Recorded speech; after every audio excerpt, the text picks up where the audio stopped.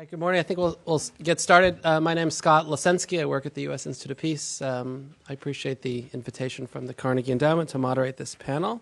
A terrific discussion. There'll be more questions on the table than just divided Palestine, a barrier to peace, since I think that one's probably going to get answered in short order.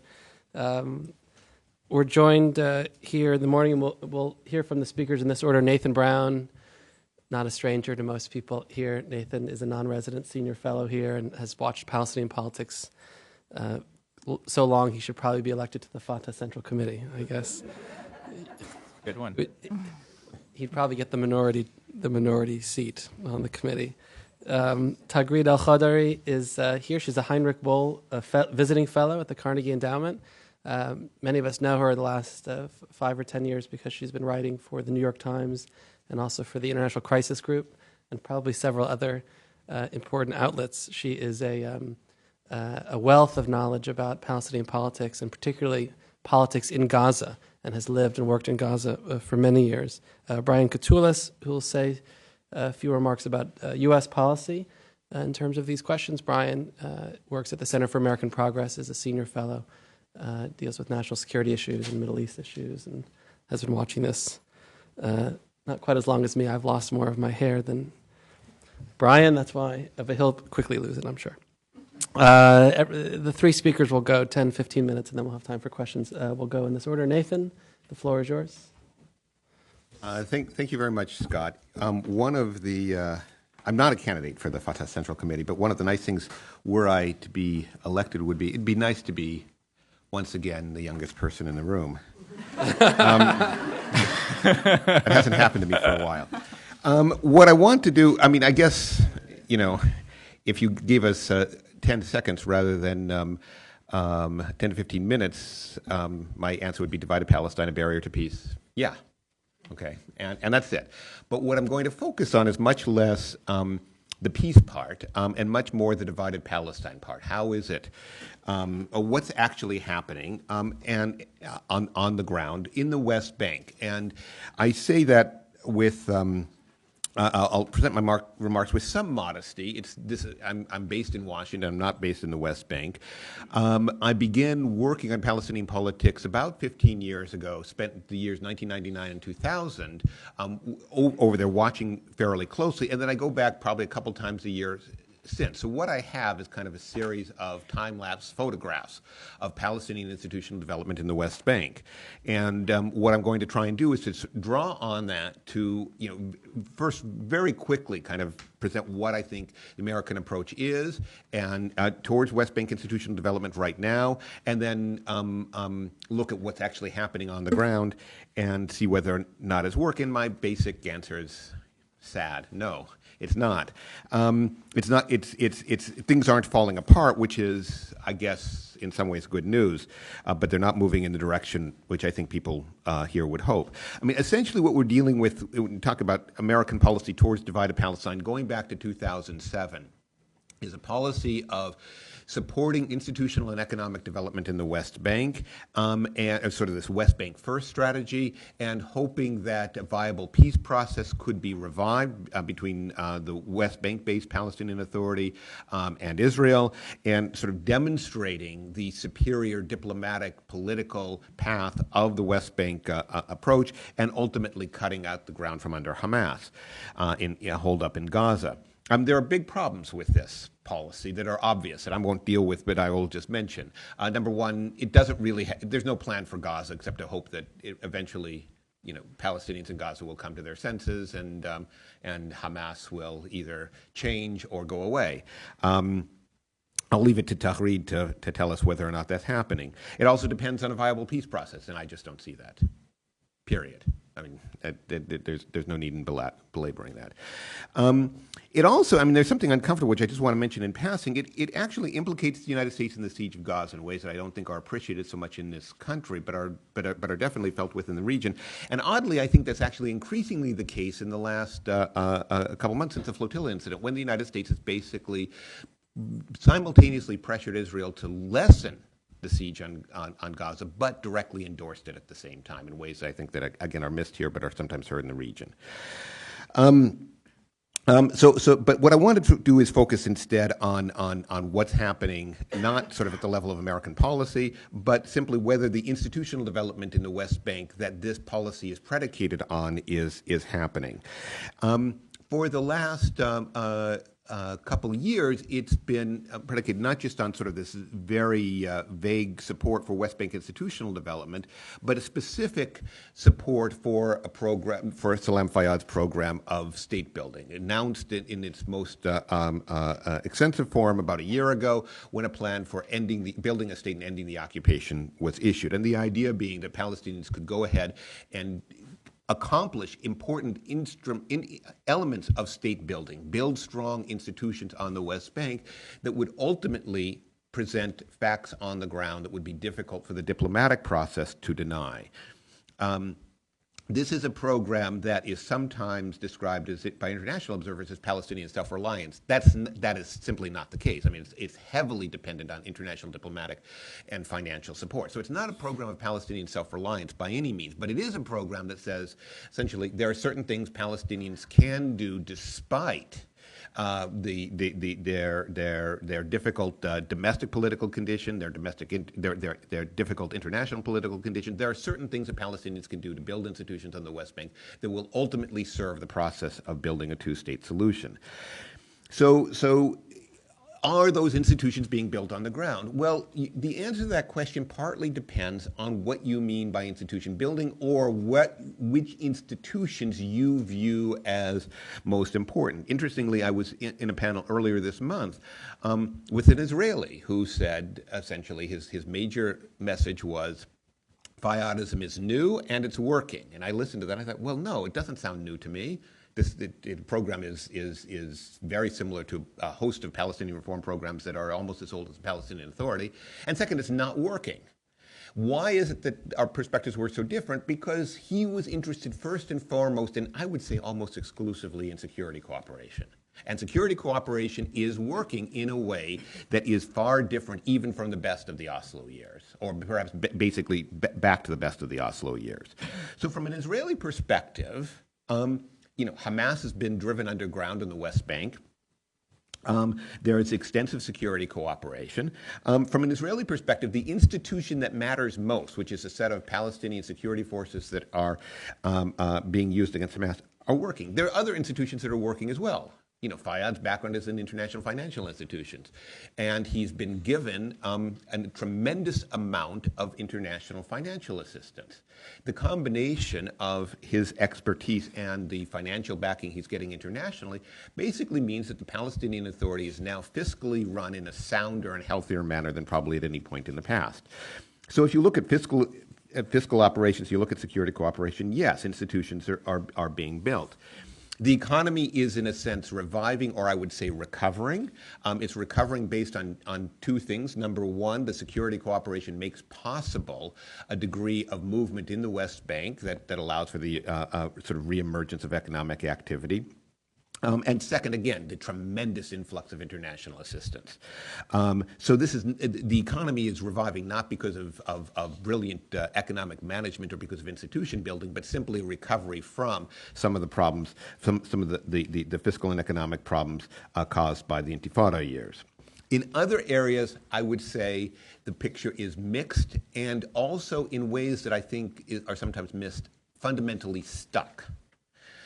If you take a look at the institutions that matter on the ground on a day-to-day basis to most people, a lot of them are perhaps becoming more efficient in some areas, deteriorating in some other areas.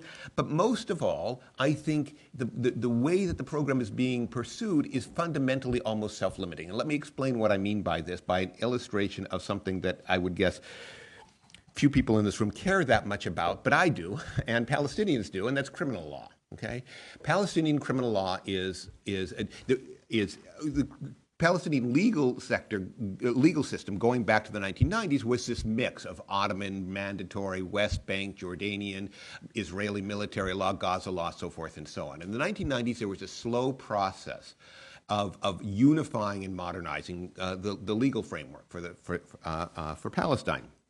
And that was fairly successful in some areas. One of the biggest and most complex areas would be a new criminal code. And the Palestinian Legislative Council actually worked on this issue in the 1990s, finished a first draft, I think actually early in the Intifada years, or a first reading, and then basically the whole system came apart. One of the things that's designated as a priority area for the Fayyad government is unifying and modernizing Palestine's law. Well, they have no real way of issuing laws. They can issue decree laws, sort of emergency decrees from the president's office. This is politically dicey because the constitutional basis for the government is I was going to say unclear. It's not unclear. It doesn't exist.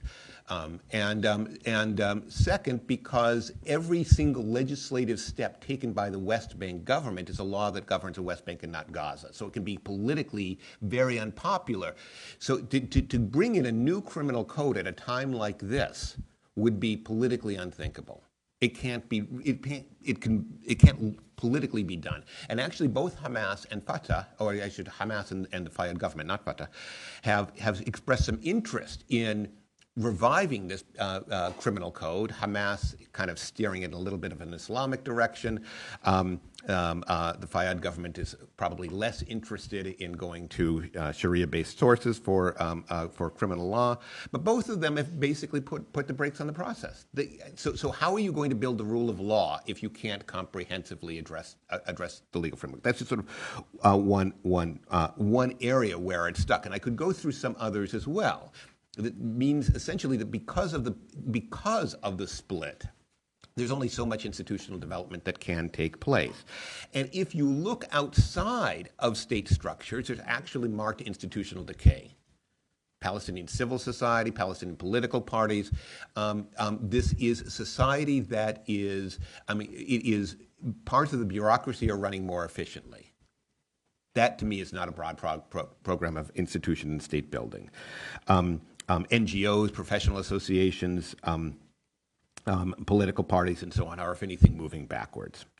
So is what being built the basis for a state? And the issue, I think, is no. What is being built is a way, and this is not a criticism of certainly a personal criticism of those involved in the Fayyad government. I'm not sure they have any other options before them, but it's a way of administering the West Bank in as good a manner as can be done under current circumstances. It's not starting a political process which will snowball eventually into a state that everybody just sits back after a couple of years and says, oh, wait, a state was built and, well, we weren't noticing.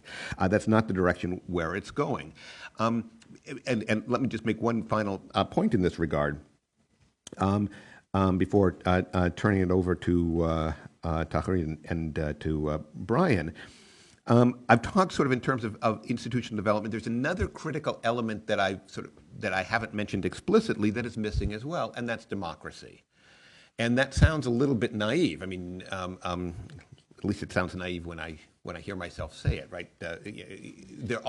Palestine has all kinds of problems. Maybe it's not going to be a perfect liberal democracy overnight. It does have real problems for the legitimacy of the system. This is a political system the Palestinian Authority was actually built up in the 1990s in ways that actually had some democratic elements that gave it some roots, okay? The Palestinian Legislative Council, the presidency was elected. These were institutions that had some claim to authority based on the fact that they were rooted in some kind of popular election. Well, the president's term has expired. At least he was elected. The prime minister has no democratic legitimacy whatsoever. The structures of democratic political life, like political parties, civil society, and so on, are decaying. And what that means is you have a technocratic government without any organized political base or any real strong roots within the society. And if what their job is to administer in a calm situation, they can probably do that. Palestine is not always a calm place, however. Sometimes things happen. And my worry is that this is a program that is stable as long as the basic political situation is stable. But in a crisis situation could disintegrate fairly quickly. And if there were a crisis situation, and there's always going to be a crisis situation, I mean, there's no point in spinning out various scenarios. They come to mind almost immediately. that what will happen is that this government's lack of any kind of popular roots will ultimately come back to haunt it, and this sort of technically competent administration and more efficient bureaucracy in some sectors is not going to have much staying power if that kind of crisis comes. Thank you for that optimistic portrait, Tagreed. Why is Nathan too optimistic? You're asking the right person, huh? Yeah. So I asked once Henry Kissinger why the region is going into extremism, and his answer was the U.S. policy has neglected certain crucial issues. So maybe that will be the answer. It's Henry Kissinger. But now, if we talk about what's the U.S. policy so far?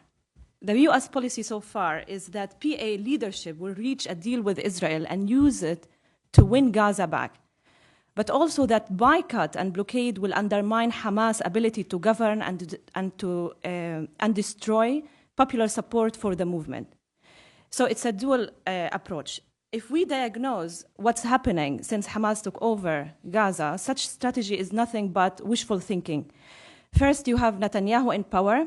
He has plainly staged his position towards negotiations with the Palestinians during the proximity talks, while giving nothing, and hence embarrassing and weakening Abbas on the ground.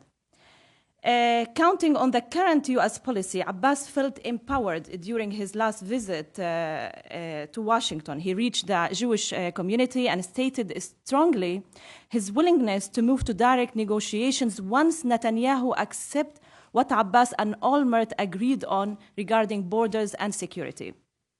Unaware of the U.S. midterm congressional elections element and how the majority of Congress takes into account AIPAC's positioning, Abbas lost by obtaining nothing from the proximity talks. Fearing a great loss for his party, Obama also couldn't exert pressure on Netanyahu. So Netanyahu won for now, and there is nothing for Obama to be done regarding a peace deal until after the midterm elections. Israel's lack of movement and apparent lack of interest in seeing a Palestinian state come into being has strengthened Hamas on the ground. Unlike Fatah, Hamas has sustained membership by not promising what it cannot get. One must note that the failure of the policies towards Gaza since Hamas won the elections. First, creative lawlessness. Then counting on Palestinians to revolt against Hamas. Then the war on Gaza. And nothing has worked so far. And instead, these series of policies have resulted largely in the creation of the West Bank and Gaza as separate entities. Israel's policies were oriented towards achieving this objective. But now it's the U.S. policy that is the most significant contributor to this severe division.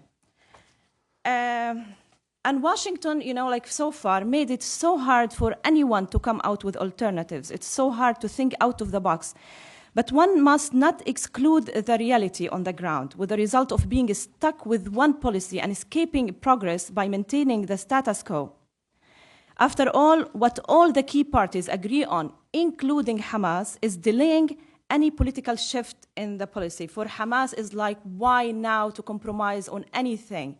Let us wait and see, giving, the weakness of all the key parties. So if we talk about Gaza after the flotilla incident, what emerged is an easing of the blockade. We all, realized that there has been no political shift. And but life for the people in Gaza has not changed when it comes to freedom of movement or offering a political horizon, but letting more imported commodities cross through the Israeli crossing. So far, these have included food, shoes, clothing, but not cement, not fabric, not wood, not steel. So that a small segment within the private sector has been revived after being paralyzed. Israel's failure to allow construction materials to enter have meant that more than a third of the population remaining unemployed.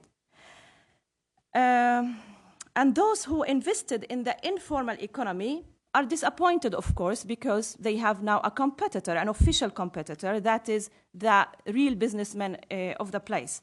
But they shifted immediately, and from food and clothing and shoes into cigarettes, fuel, and cement and steel, things that Israel is not letting into Gaza, and also things that are coming through the crossings, but they are more expensive.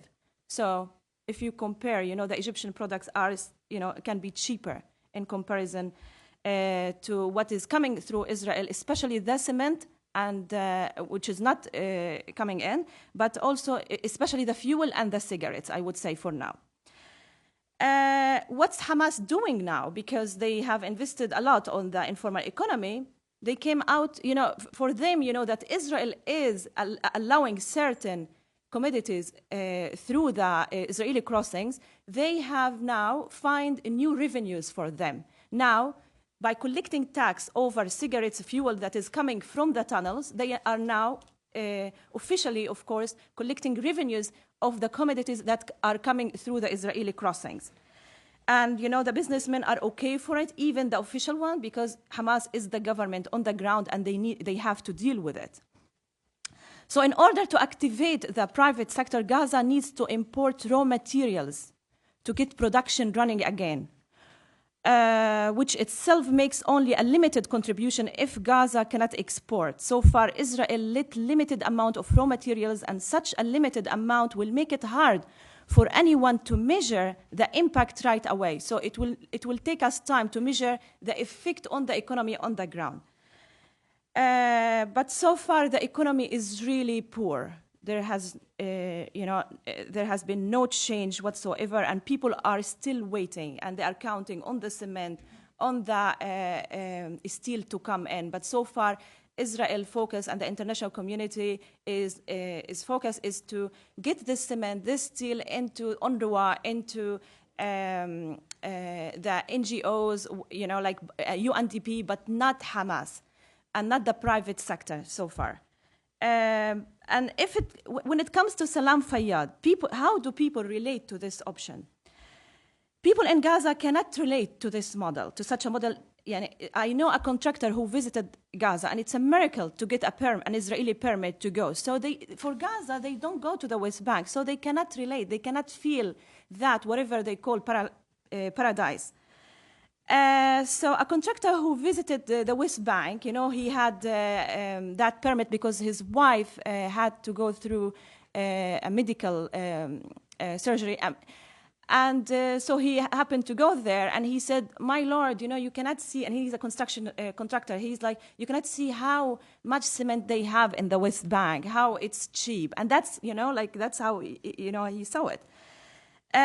For Gazans, they feel they've been discriminated against by their own people when it comes to the Salam option. And it's a bitter feeling. The contractor who made it to the West Bank said that Ramallah reminds him of Gaza during Oslo, when all the donors invested on the infrastructure. But he said again, and I quote, all was done by Israel. What happened in Gaza, because, they built all the infrastructure and then Israel destroyed it. So all is determined by Israel. Israel destroyed whatever was built by the donors in Gaza, and therefore there is no guarantee that for this contractor and for many Palestinians, all can be destroyed in a minute by Israel. So there is no assurance. And if you don't have, what he meant, if you don't have a political solution, there is no security in such option. You cannot feel it. The question that is raised among the young generation in Gaza is how to build state institutions in a segment within the Palestinian territories without including them. Yes, they understand, of course, the element of Hamas, but they think it's unfair to be isolated. There is also a PA employee who's getting his salary from Salam Fayyad in Gaza. He said, what if Salam Fayyad to die any moment? What would happen to that option? And his point here that Washington has failed when it comes, has been repeating the same mistake. In the past, they came out, when they were angry at Arafat, they came out with Abbas. Abbas was the man. They created this idea of prime minister to fail Arafat. And at one point, they came out with the option of Dahlan, and now it's Salam. So the question, that is coming from Gaza, why to personalize? And for Hamas, Fayyad is not accepted because they think he's cooperating security in the field of security with the enemy, with Israel. That's how they see it. And Hamas will never support him. They see him as an enemy by cooperating with Israel, and also they have a very bitter experience with Fayyad when Fayyad was the Minister of Finance, and he pushed them away from key positions in certain ministries. So he really removed all of them, and that for them is unforgivable. And okay, so I should stop here? I think you put enough on the table. Okay. Let's give you a few minutes to rest. Brian, please. Great. Thank you, Scott. And thank you to Carnegie for inviting me to participate. It's really an honor. And I've been an admirer of Nathan's work for about 15 years. And we met for the first time this morning, which is amazing because I'd lived in the West Bank and Gaza back in the 1990s. And Tagreed, I also recently met for the first time. And I've admired your reporting from Gaza, especially at a time when reporting overseas, especially from conflict areas, we're becoming less, I think, aware or cognizant, and it takes a lot of courage to do the type of reporting that you did during the Gaza war. And Scott, thank you, all of your work at USIP. What I'd like to do briefly is make two overall points, and I think we've all tried to take a stab at describing the Obama administration's approach. I'd like to do that very briefly, and then offer kind of three critical analysis points. So first, my own description of the broader Obama approach, drawn mostly from what we've seen, and I think everybody in the room knows all of this, but I think it's worthy of reviewing to inject this into our conversation this morning. Four main points. The first two on process and style. Number one, and this is very basic, U.S. leadership is essential to resolve the Israeli-Palestinian conflict, and resolving it and achieving a two-state solution is in the national security interest of the United States. I want to repeat that. That's in the U.S. national security interest to achieve a two-state solution. And I think the Obama administration has set this, at least rhetorically, from the get-go as a top priority. It was part of the new tone that it was trying to set at the outset, at the beginning of the administration.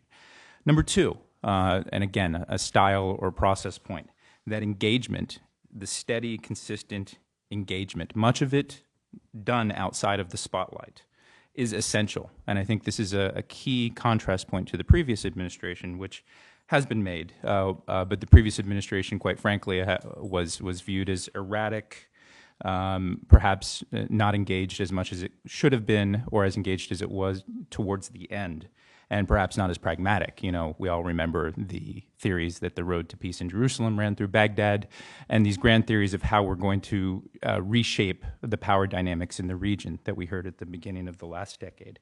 So this is, you know, the notion of a steady engagement. When Senator Mitchell talks about 700 days of failure, 1 day of success, patience, compromise, trying to encourage leadership, but this steady engagement is, I think, another pillar on the process point, with a focus on that the U.S. can't force parties to do things that they don't want to do, that the role that the U.S. needs to play essentially is to boost the confidence of all of the parties to shape the environment towards a sustainable agreement. So those are the two process points. Two on substance, and one on the Israeli-Palestinian front, which we've discussed. This notion of bottom-up economic, security, institutional development track, really rebuilding the foundations of the possibility of a Palestinian state. This is essential not only for trying to achieve a certain degree of coherence to address this divide in Palestine that I think this panel is trying to discuss. This is their theory of the case. But it's also essential to build confidence among the Israelis. And I think this is, Scott mentioned, others have mentioned this security assistance. And that, I think, was a key component to the Israeli part of it. Fourth point, and this is a substantive point, that and this is often not discussed, linking the Israeli-Palestinian track to a broader potential multilateral track. And if you look carefully at what Senator Mitchell talks about, when he talks about this. I think he's very clear about a sequence of events if direct talks are achieved, and that's a big if, and I hope we discuss that in the questions and answers. There's this notion, and this is a quote, an ever-strengthening web of support for the concept of normal relations throughout the region. So this broader sense of everything that was going on the multilateral track in the 1990s, which many people forget. When Senator Mitchell travels to places like the UAE or Morocco or other things, this is what they're talking about. So that's in full sum, I think, a broader picture of the four pillars of where I think their strategy is. U.S. leadership to achieve a two-state solution. It's in U.S. national security interest. Second, direct, steady, and often quiet engagement. Third, on the Palestinian front in particular, bottom-up economic, security, and institutional development. And fourth, the Israeli-Palestinian track, linking potentially at some point to a broader theory of the case. Where are we now? I think, the possible, pessimistic analysis, which I think we've heard from the two other panelists, I share much of their objective view right now. The more hopeful analysis may be that we're still fairly early in a process, that it may be too early to judge. And I think we can discuss that, and I think there's a difference of views. But some might say that what has been done, in essence, has been, to this point, conflict management with the hope of building or restoring the building blocks for conflict resolution at some point. And maybe this is the best that you can do. So that's my overall view. And I think, the president was pretty clear that he did not see at the start of this year that they had achieved what they had hoped to achieve when he said essentially that the first year did not produce the kind of breakthrough that we wanted. But I think they've consistently said that they'll continue to work this issue and steadily. Three critical points, and this is my own perspective. Some of it operates in the space of many of the remarks that Nathan and Tagreed said. Number one, the issue of managing the politics on the Palestinian side, but also on the Israeli side. And I think we've heard a lot over the last couple of weeks about the best way to shape the calculations of leaders on the Israeli side, building trust and confidence, and whether we're in a phase in this kiss and make up stage, whether that will actually contribute to the broader goal of a two-state solution.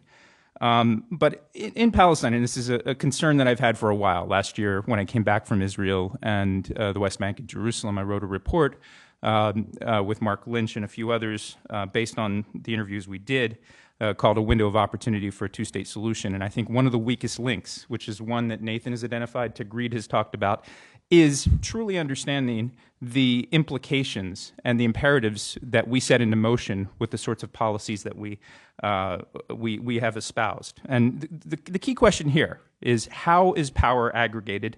How are disputes within Palestinian society mediated? And again, going back to what I saw or described as the third pillar of the Obama approach, there's this notion that you improve the security situation, you build institutions, you build the economy, and this will accrue benefits to certain pragmatic Palestinian leaders, very generally defined. And I share the skepticism that's on this panel about that, just based on what I heard and saw and what I've seen since my last trip there. I have personally a skepticism about any type of ism, especially an ism that's attached to an individual's name. And the key issue here, and I see some common threads, some parallels between how we operate, and I look at Iraq and Afghanistan too, this notion that we provide security assistance, help build security forces, help boost the economy. This, in some sort of way, will actually help the politics work out in a way that helps us achieve our broader objectives, whether it be a two-state solution or a more stable Iraq or a more stable Afghanistan. And in my view, and just based on my time in many of these countries, that's a little bit too simplistic, and it abstracts from the internal political dynamics in all of these countries. And that's why I think the key word, and I told Nathan this in his paper, and you should take a look at it, is legitimacy. And it's a question that I think we all need to wrestle with in Washington, because I think sometimes we take paradigms of economic stimuluses or increased security situation, and then we assume that will naturally accrue the sorts of benefits towards the end goals that we state. And that is not the case, and I don't think the first year and a half in Palestine has demonstrated that to be the case. You mentioned, Ramallah looking like Gaza in the time of Oslo and the flood of aid. and some of the briefings I've gotten recently about parts of Afghanistan right now. This notion of a Potemkin, we're injecting a lot of cash and money into processes that we don't necessarily understand fully and that we don't necessarily have the ability to control. So I think there's a certain weakness there in understanding the politics and the political development. And this is why I think a lot of the work that Carnegie does at looking at democratization and the linkage between institution building, democratization, economic development, and then here's the thing that's often not, the link that's not made, is how does that actually connect up with these broader theories of a two-state solution or the broader goals that we have? That's where we need to do a lot of work, and I think understanding the internal Palestinian politics is key. Last 2 points where I think there's serious concerns on U.S. policy, on the U.S. policy front. One, the second is communications. And I understand the theory of a lot of the spade work needs to be done quietly and behind the scenes. But the simple fact of the matter that in Israel and in Palestine and the broader Arab world, we are facing a very complicated environment for shaping public perceptions. And this quiet work, there's a tension between doing quiet work and then actually explaining to people what it is you're trying to do and how it all adds up. And I don't think from the U.S. side, and it's interesting to me that even people who are in the policy elite, who do policy analysis here in Washington, who have close connections to people in this administration, there's a certain sense of opaqueness about we don't know what they're doing. We don't know what step B, C, and D and where all of this adds up. And perhaps, again, that's part of the operational procedures that they need to use to build quiet trust and confidence. But it leads us a little, I think, naked when it comes to responding to the spoilers or those who actually don't agree with this certain process. And there's not enough communication. I think the typical example of this I cite, and maybe it's a little unfair, but Senator Mitchell has done some fairly good interviews. One of the press availabilities that he did was on the Wednesday afternoon before Thanksgiving here. And in terms of explaining to the American public and explaining to broader audiences, that is not an opportune time, I think, for journalists who want to cover this sort of story. More steady responses to the charges. And then the last point, and I think this is a broader point that connects the Israeli-Palestinian situation to the broader objectives of this administration, which has a very tall agenda. And it is what I call the integrated management of all of the regional challenges. And I've talked about this a lot. And I'm not talking about linkage, which is separate, I think, and I think oftentimes an unhelpful concept when people say we need to solve Iran first before we get to the Israel-Palestine situation. But if you look at the Iraq Study Group, for instance, which I do think has informed the operating assumptions of this administration's regional strategy, there's a certain sense that you need to manage all of these issues all at once. My understanding is that there is not sufficient processes within this administration, and maybe the challenges are over-determined when you look at the region from Iran to the Arab-Israeli conflict, including Iraq and the Gulf states, that you can't get to a broader regional strategy. But I've often been critical of a lack of coherence in how all of these the integrated management of these challenges are actually dealt with. And I think this came out in the flotilla crisis to a certain extent. And that leaves us, I think, exposed from a U.S. policy perspective and stuck in this reactive and very tactical mode of trying to manage situations as opposed to push towards our stated end goals. So those are, I think, three areas, and I hope this morning's conversation can help us wrestle with these issues. I think the biggest challenge of all is dealing with the political challenges and really being open and keeping our eyes open to the intra-Palestinian political challenges and figuring out the most effective and then also pragmatic mechanisms for moving forward. So thank you, and look forward to the conversation. Thank you. Those are three sets of very well-informed, if a bit depressing comments. Let me ask each of them a question or two, and then we'll have a wider discussion. I'm going to try to hone in on some of the policy questions that draw from your remarks. First, Nathan, why is it, given the situation that you described, why is it that donors seem to be defying what some call donor fatigue? Why has money increased year in and year out? And connected to that, is there a way that we could spend international assistance differently that could somehow arrest the societal decay that you described a few minutes ago? And if I'll lay out questions for Tagreed and Brian, so you can think for just a minute, Nathan. For Tagreed, the obvious question that's always asked here is, should we be engaging Hamas? And if so, how?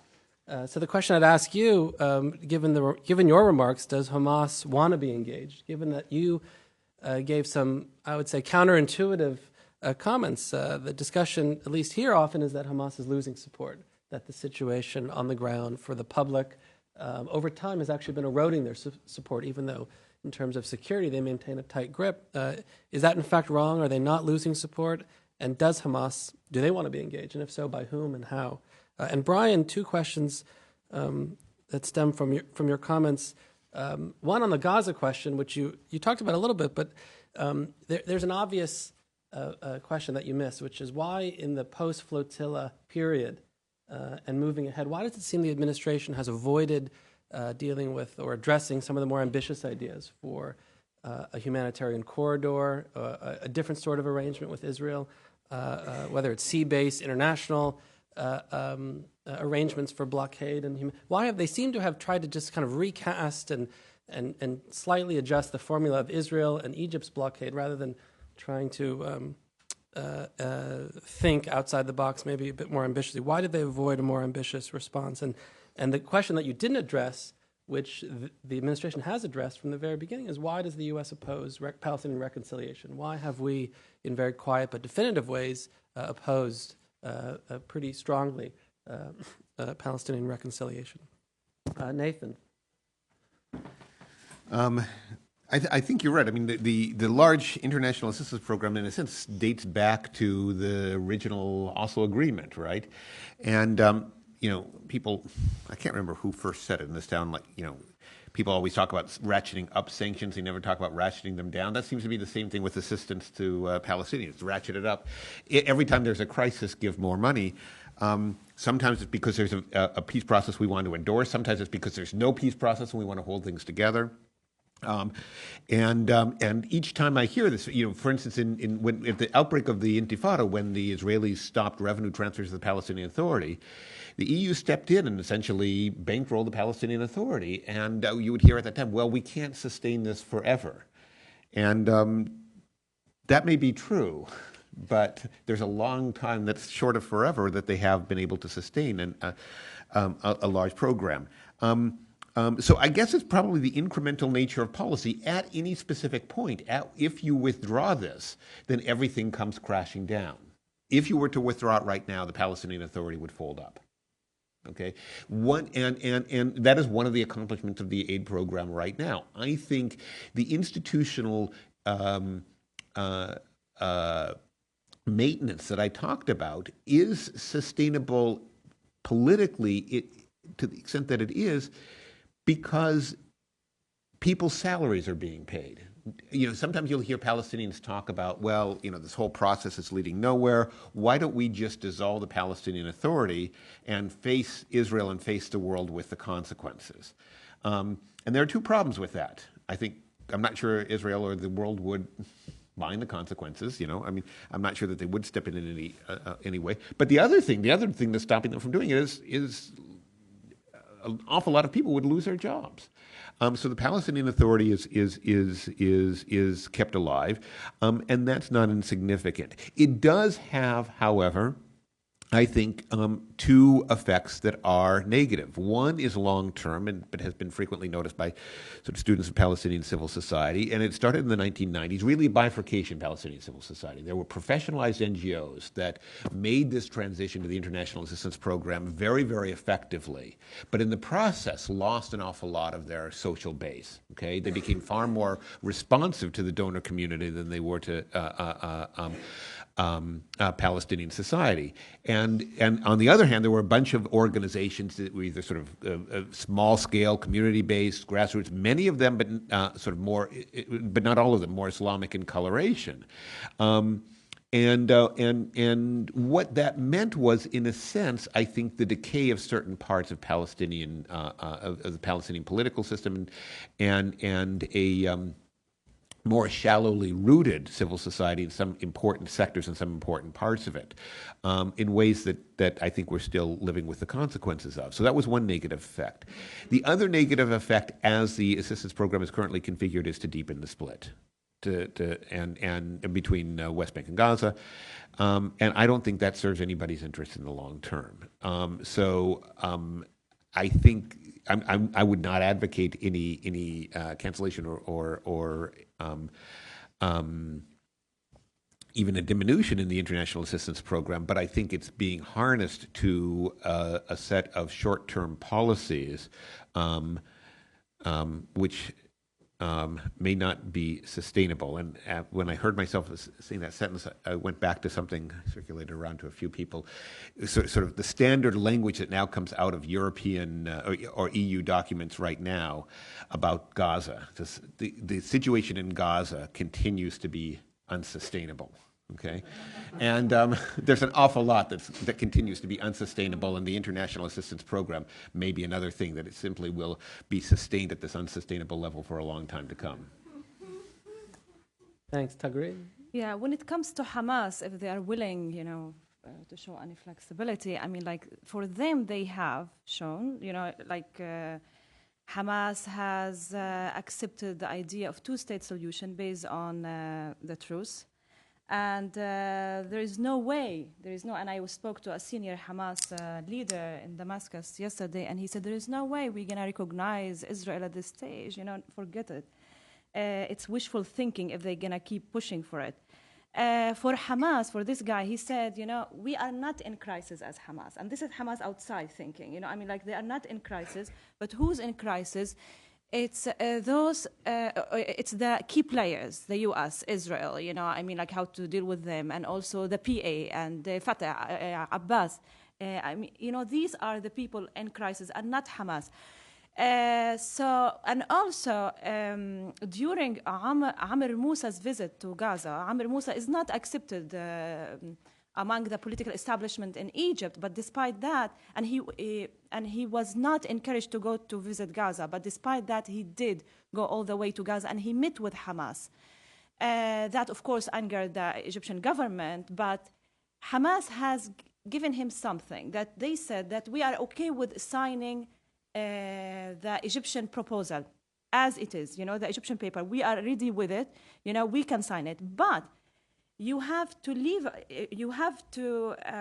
let us meet with Fatah and come out with our own paper, and they want to put the reservation on a single paper which is separate from the Cairo agreement regarding the reconciliation. So that is something. So they are pushing for that. What's happening to Hamas leadership on the ground? They feel very powerful.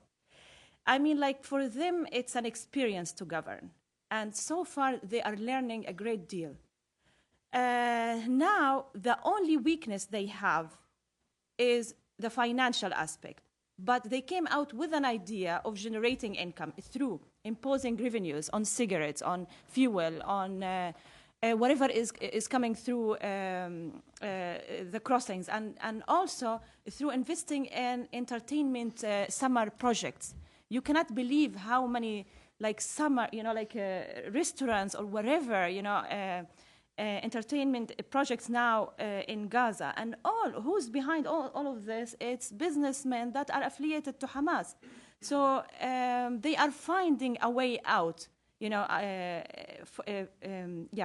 regarding that. Also, what's happening to people, if I talk to the private sector, businessmen who have nothing to do with Hamas,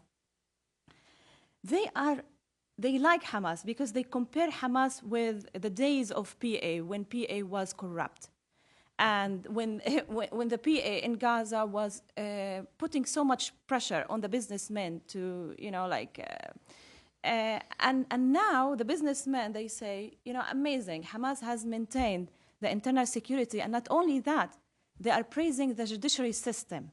There are cases from before Oslo years that were frozen, and also during Oslo, the PA has neglected, due to the corruption, many cases. And all of a sudden, people are so happy to, and if they have any cases, they just go to the courts, and everything is taking place, on the spot. So they are praising that, and that's what businessmen need. They don't need corruption. They need a government that is, implementing law and order. And so far, this is happening, and that's why it's hard for me to say that Hamas has lost due to this policy. Of course, there is a segment. Hamas has maintained its supporters, definitely. And also, when it comes, and Fatah also, they have their supporters in Gaza, but they have no leadership, and that's why they're very weak in Gaza. And what's happening to this, the other segment that is the silent majority, it's divided. There is a segment that is, of course, sick at Hamas, but also there is a segment that is praising Hamas for the implementation of law and order. But specifically on the engagement question, do they want to be engaged? If you sit through and you listen, let's say, to Khalid Mashal, he did a long interview on Charlie Rose, or what you hear from the messages Hamas leaders in and out of Gaza give to foreigners who meet them. They're very mixed messages about whether they actually want to be engaged by the West. I think Hamas' objective is definitely international legitimacy, and it doesn't. The thing is, they would like to be engaged, and they were clear in how. On how by accepting two-state solution, of course, based on a truce. And that's maybe the weakness, for, you cannot sell it to Israel that of the way, position, sure. Yeah. Okay, good. Brian, why so little ambition on Gaza, and why the opposition to reconciliation? Yeah, I might say, I share a lot of your frustrations about Gaza in this report I mentioned from last summer. I just think the policy is illogical, as I was trying to describe, towards the ends that we want to achieve. But it's also immoral, and we often don't talk about it in those terms. I think it sometimes walks along the edges of being politically incorrect to say it as such. But it doesn't make sense. It doesn't actually achieve the ends that those who are imposing it or implementing it. But I don't think trying to change the policy is not for lack of trying. And maybe I disagree with a little bit of the way that you've framed it. I think for a long while there have been quiet efforts to try to change the scenario and discuss ways to go back to the 2005 agreement, to think more expansively about this. But I think the flotilla crisis was, first and foremost, a crisis. And from what I saw, it led to what I talked about. I think this is an important point, the tactical and reactive management, trying to lower tensions between Israel and Turkey on one front, to do practical things like the shipment, get this in to Gaza at certain points. This actually, in the bureaucracy of the U.S. government, takes a lot of time and takes up a lot of... so I think the simple answer is that it's extremely hard, that intra-Palestinian divisions have impeded a broader scenario in terms of how do you open up Gaza. Egypt has a certain view on this, and that's not been helpful. So I think it's very difficult, and I think you raising the issue I think is important, and discussing it from this broader perspective. It's not, the current status quo is not only not sustainable, it's not helping us achieve the end goals, and it actually is in contradiction with what I think are normal international conventions and our sense of morality. The second thing, in terms of opposing Palestinian reconciliation, and here again I agree with the thrust of your question, but framing it, I think how people in the administration would respond and say, look, there are clear conditions, and there's a certain set of quartet conditions that I think they've abided by. And that's one thing that there's been a remarkable consistency, by the way, between this administration and the previous administration. I think the old Foreign Policy 101 rule that incremental change, I think, is still very much in play on the Israeli-Palestinian track, especially if you look at the Annapolis process as the start of a new phase in 2007 with the Bush administration. So it's perhaps an inadequate answer, but I think they are very focused on the quartet conditions, which have a certain degree of buy-in internationally from a number of different partners. This is, again, their explanation. I don't know that it makes sense to address what I saw as the number one challenge, which is the internal political divides. If there were a unity government, I would close by saying this, there are a number of questions that I don't know that the U.S. administration is prepared for. And again, this is a big if there's a unity government, because I know the Egyptians, the Yemenis, the Saudis have been trying for a while. The number one thing I would look to, and going back to democracy and politics, is what would be our stance in terms of the possible scenario of an election, and simple things like electoral assistance to the Palestinian bodies. Could that continue? And these are sort of devil in the detail sort of questions that I think could be addressed, but thinking a couple of steps ahead of the curve in the eventuality of or the possibility of a Palestinian state. Second, how would the Israelis react? Look at how the Israelis reacted in 2006 after the Mecca Accord, and what implications might that have from a practical policy perspective in terms of just getting money in to the PA and funds that are transferred into that. So I mean, and let me close on just like 2 points to answer your question. The question you posed to Nathan, I think, in terms of the assistance and aid, why do we pour so much into it? And again, I want to highlight that this is a scenario in many parts of the Middle East and South Asia that we're doing this. We do what we think we know what we can do to shape the environments on the ground. And what I think is so valuable about the work many think tanks are doing in terms of raising questions constructively is, are we actually shaping the environment in ways that we think we are? Are we using tools that are received by the people in Gaza or in the West Bank? Do they see that in a certain way? Second broader point is a question of U.S. leverage and also priorities. I've been of the mind, and I think it's a fair analysis, that the U.S. center of gravity for U.S. policy in this broader region has been steadily shifting eastward towards Iran and obviously out of Afghanistan and Pakistan, and the broader region defined. I'm not implying neglect on the Israeli-Palestinian front, but when you look at very, very senior level attention, and there's been a lot of senior level attention to this issue, but relative to other priorities, this is trying to answer kind of your two questions in a broader sense, is that to get so much high-level attention and an integrated interagency policy that's consistent on all these very difficult issues, it's sometimes just practically hard 24 hours in the day, 7 days in the week. You know, for those of us who focus on one of the particular tracks, I don't envy those people who are trying to navigate all of these issues. It's not an adequate response, but it's perhaps an explanation as to why we don't have a more fulsome policy on either Gaza or the notion of a possibility of a Palestinian unity government. Thanks. Some questions, I'm sure there are here. I'll take a few at a time. Just, you want to use the microphone? Is that what we're doing? Yeah. Hold on just one sec. One sec. We'll just take one here on the right. Yeah. Judd Harriet, documentary filmmaker. This question may fall somewhat outside the brief of this conference, but we haven't talked about... I'll let you know if it does. Shut me up immediately, right? Does the Netanyahu government really believe in a two-state solution? Now, their attitude on settlement expansion in the West Bank indicates to me that they do not. Can you comment on this? All right, let's take a second question. That may be a little outside the boundaries if the panelists want to twist a little bit into Palestinian attitudes towards the Netanyahu government, given that we are, I think, rightfully taking the opportunity today to explore Palestinian politics and Arab politics, which are often sort of off the radar. Not to devalue the importance of Israeli political developments, but they tend to draw too much of the focus of our discussion always. So I do applaud the panelists and Carnegie for putting this on today, but we'll try to turn your question a little bit towards the Palestinian angle. Saeed Erekat. Yes, my name is Saeed Erekat. I'm from Al-Quds Daily newspaper. My question is to Mr. Nathan Brown. How do you gauge Mr. Fayyad's political future, considering that on the one hand he creates a great deal of tension, he has, as you suggested, no legal or legitimate basis and so on, but on the other, the Israelis like him, the Americans like him, and so on, and he's garnering a great deal of popularity among the Palestinians. So what is next for him? If I can tag on to that, first Tagreed and then Saeed, they both tried to provoke Nathan and Brian. So answer the question, should we have this focus, this intense focus on Fayyad? Are we making a mistake by personalizing things? Are we trying to pick a winner? Or is it the opportunity that we're trying to seize? I mean, it's a very serious question.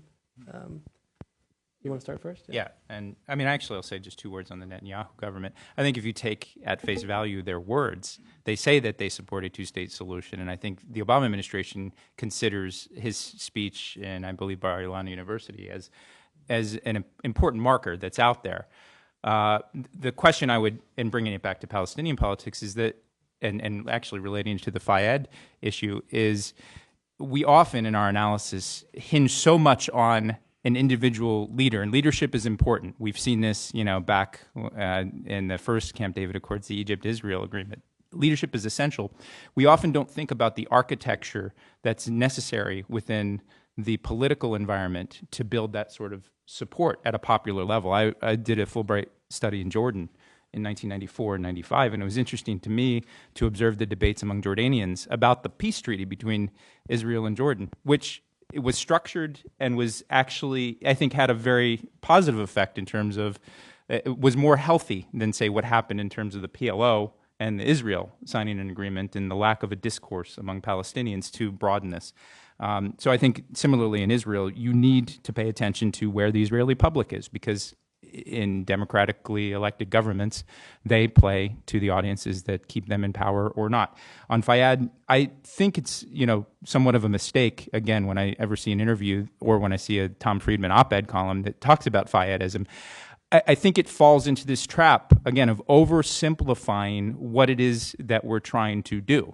And I actually am broadly supportive of it when I say security sector assistance, economic development, all of these other pieces. Fayyadism has become code word for that, and I'm supportive of it. What I'm raising is the question of, are we actually helping the Palestinian society navigate the power politics in ways that actually can help build a sustainable peace agreement? I think becoming fixated on one individual, whether it's Fayyad or from what I saw in the 1990s, to a large extent, the Clinton peace team got heavily focused on boosting Arafat and the security services to try to address the very real terrorism problem that Israel and Palestinians were facing.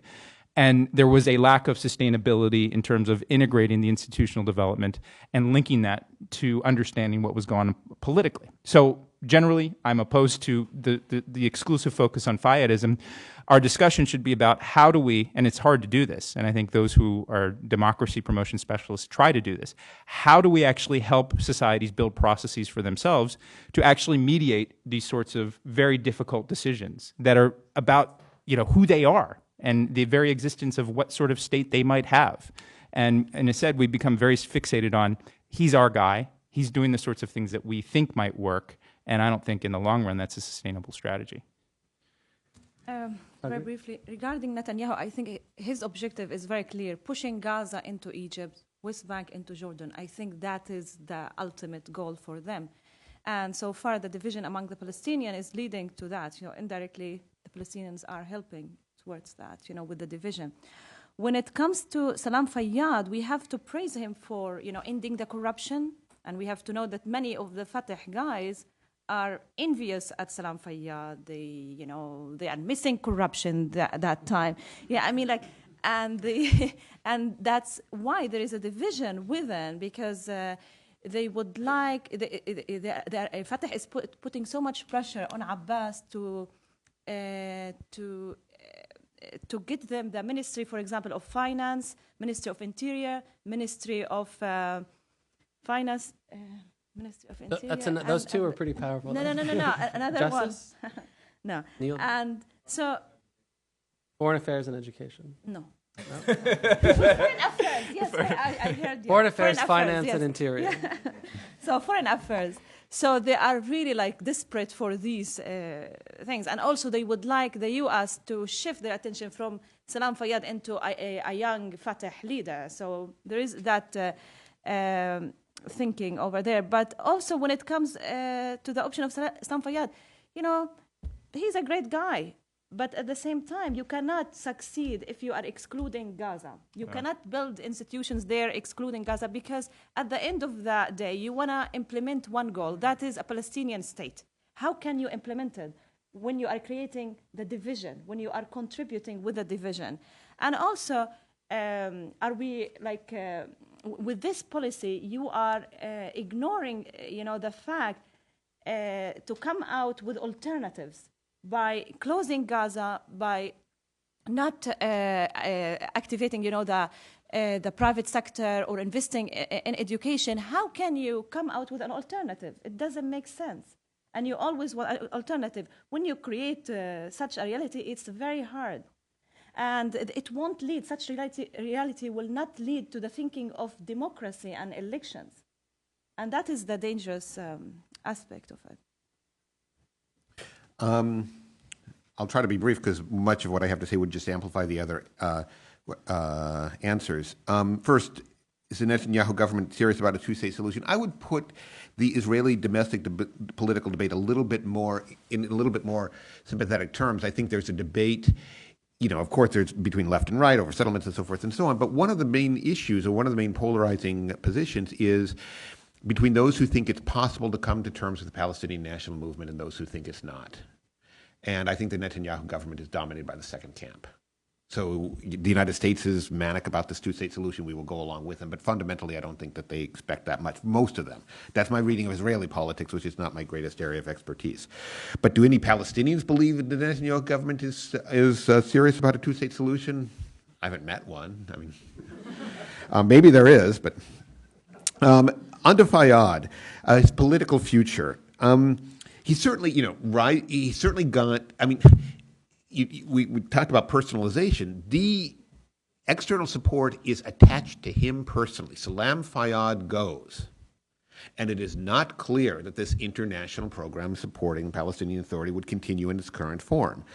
And so he's got that is keeping him alive, and rising numbers in the polls. What he does not have is, I said there's another thing he's got as well. I think he's got he's got a growing political sense. I'm an American living in Washington, but I think he talks more effectively to a Palestinian political audience today than when he first entered the political scene. Which is not to say he's a charismatic genius, just that he's become a more political animal.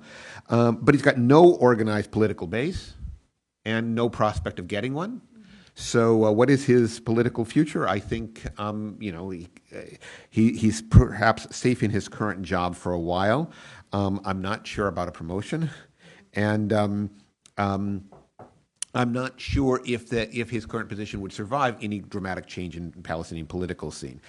Is there a problem with focusing too much on an individual? Absolutely. I mean, I think this has been our policy since the beginning, and it's not simply finding the hero of the day. It's also demonization. I mean, this is what happened to Arafat, who was the essential man, and then in 2001 suddenly became, you get rid of him, and all our problems are solved. Well, so he's gone, and our problems are not solved. So I'm not sure that's a winning strategy. But let me point out something else as well that I noticed while listening to Tahreed. When she was talking about Hamas, I may have missed it. I don't think she mentioned a single name. Okay, Hamas is probably the most impressive political organization that Palestinians have ever built. Okay, I mean, there are all sorts of nasty things you could say about Hamas that would be true, and I don't want to be misunderstood here. Yeah. But as an organization, this is impressive and is not going away. If you knock off the top leaders, and it has been tried several times, the organization just soldiers on with a new group of people.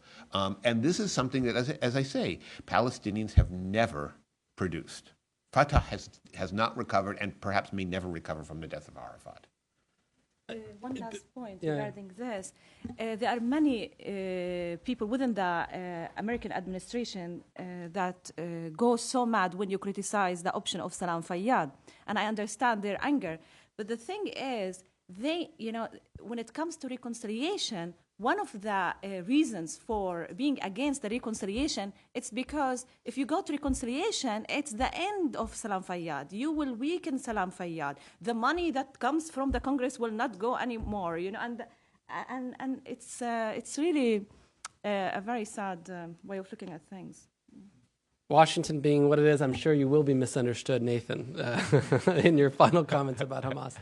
We'll take a few more questions, and I'll add. I think it's important. Nathan said about the Israeli government. This Israeli government certainly operates on a worldview that views very skeptically that the Palestinian national movement, that they can reconcile their objectives with the Palestinian national movement. But on top of that, they also see Abbas and Fayyad also as weak, even though sort of cooperative and a kinder, gentler version of a Palestinian leadership. They're looking for a partner that is strong. So they have a kind of a dual skepticism that's built into this government. And both of those skepticisms, convincing them that the Palestinian national movement can be reconciled with Israel's aspirations and that this government can deliver if there was progress, even if you think that they're cynically pursuing negotiations. But if there was progress that they could deliver, those are twin challenges and challenges for us as well.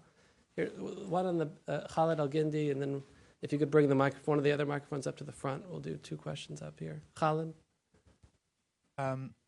It seems to me, Khalid Al-Gindi, visiting fellow, Brookings Institution, Saban Center, it seems to me that as far as I can tell, and this may sound a bit strange at first, but it seems to me that there's no substantive, discernible difference between the last year and a half of this administration and the year and a half, the last year and a half of the previous administration. And Brian, you talked about incremental change. And actually, I think you could make a case that the difference between Bush 1, meaning W's first term, Bush 1 versus Bush 2 was a far greater change than what we've seen from certainly from Bush 2 to Obama 1.0. I don't know if you'd agree with that premise, but that's how it seems to me. It seems to me that the difference is primarily in tone, the appointment of sort of these tactical things at the margin, like the appointment of Mitchell, but the essential foundations, the essential assumptions of the policy are basically the same, as far as I can tell. So I wonder then, is it really a question of incremental change, or is there something much more fundamental, not to belabor this word, but is there something much more critical that is lacking? For example, a strategy, because the other thing that seems to me is that there's all of these components are, what the policies that Obama has inherited and he's perpetuated are essentially a disaggregation of the situation on the ground as well as at a political level. So is what's missing simply, it's not the right time, or maybe after the midterm election, or maybe after Obama's reelected? Is it a question of timing, or is it a question of something much more fundamental, like a strategy, for example? That's an excellent question, Khalid. In our very combative politics, these kind of continuities are often missed. Even advocates of the Bush administration and alumni often don't accept and admit it. Here in the front row, Marina Ottaway and Barbara Slavin. Thank you. The Nathan and Tagreed gave us two pieces of the elephant, essentially. This is the West Bank, this is Gaza. Can you help us, between the two of you, put them together, the two pieces? In other words, the official narrative is there is a state being built on the West Bank, and Gaza is a bit of the Wild West. Whatever. I think you are what I see coming out of your discussion is a somewhat, a much more nuanced impression. In other words, how different are the two places? Because there is certainly some building of, I don't even want to call it institution, but of an administrative structure in Gaza, from what I understand. There is certainly the same on the other side. Nathan talked about security, the improvement of sort of the security sector in the West Bank. We are about to publish a paper by Yazid Saïr, who talks about the security sector reform in Gaza, essentially, and the changes that have taken place. So can you kind of help put the two pieces together and answer this question about how fundamentally different or not fundamentally different at this point are the two pieces? I would like to know if there are any Palestinian political figures who could bridge the gap. Barghouti comes to mind. Are there any Palestinian figures who have a high level of support in both Gaza and the West Bank currently? Do you envision anyone who could help bridge the gap? Thank you. Since there's three of you, if we could, and we'll get to one more question in just a minute. We'll do a lightning round. Since there's three of you, it's three questions. Who wants to take Bush 43? Who wants leadership, and who wants the West Bank versus Gaza? Well, Khalid, I think you restated a lot of what I was trying to say. I think there's a little bit of nuance, and if you go back to the four, main pillars, I think the difference in tone and engagement is potentially important, but the operational procedures are essentially, I think the theory of the case is essentially the same. I've often used a shorthand, they lack a strategy. I actually think they have some sort of strategy. It just isn't, it's underperforming, and the president has recognized it as such. And it could be, as I tried to say in my analysis, that it's too early to tell. I'm skeptical of that because of the reasons, of not understanding the internal political dynamics. But I would just highlight again, it may be a situation that's not ripe enough, but it's also a situation that requires a great deal more attention at very senior levels. And again, this is not to denigrate anybody else who's paying attention to this, but having a fully integrated interagency process given where we are, given everything that had happened, and the hand that was dealt to this administration coming in hours after the Gaza war ended, the Goldstone report, a series of crises that they need to respond to. So again, I'm not excusing, I'm just trying to explain a little bit. That on top of it, overlay the domestic agenda and all of the other national security priorities, and the simple fact of the matter that Arab-Israeli, though important rhetorically, perhaps when it comes to senior level attention and how much resources have been paid attention to it, is significant but not sufficient to the challenge that is needed to get to the serious strategic shift that is needed. The great leader, West Bank, Gaza, who wants to take what?